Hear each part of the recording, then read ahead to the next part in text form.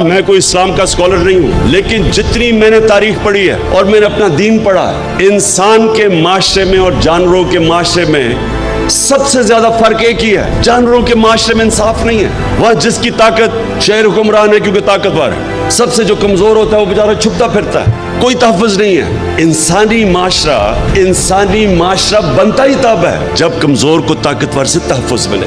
میں نے معاشرے دیکھے ہوئے ہیں، چھوٹی عمر میں برطانیہ گیا تو میں نے رول آف لا دیکھا وہاں، اور مجھے تب سمجھ آئی کہ وہ کیوں آگے نکل گئے ہیں۔ اور پاکستان کے اندر یہاں کبھی بھی رول آف لا نہیں تھا۔ علامہ اقبال جیسے ایسا بڑا ذہن، اس نے تصور دیا اس ملک کا، مدینہ کی ریاست کے اصولوں کے اوپر اس ملک نے کھڑا ہونا تھا، اسلامی فلاحی ریاست۔ تو مدینہ کی ریاست کا اصول تو نمبر 1 عدل اور انصاف تھا۔ انصاف خوشحالی لے کے آتا ہے۔ جہاد فرض ہے مسلمانوں پہ، کیوں؟ کیونکہ جہاد میں آپ ظلم سے بھاگتے نہیں ہیں، ظلم کے سامنے سر نہیں جھکاتے، ظلم کا مقابلہ کرتے ہیں۔ یہ حکم ہے اللہ کا، اللہ کو تو کوئی فائدہ نہیں پہنچا سکتا۔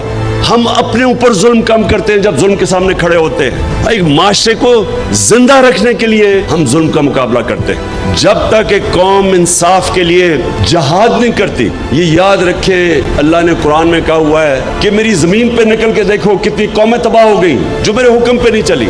اللہ کا سب سے بڑا حکم کہ میری زمین پہ انصاف قائم کرو۔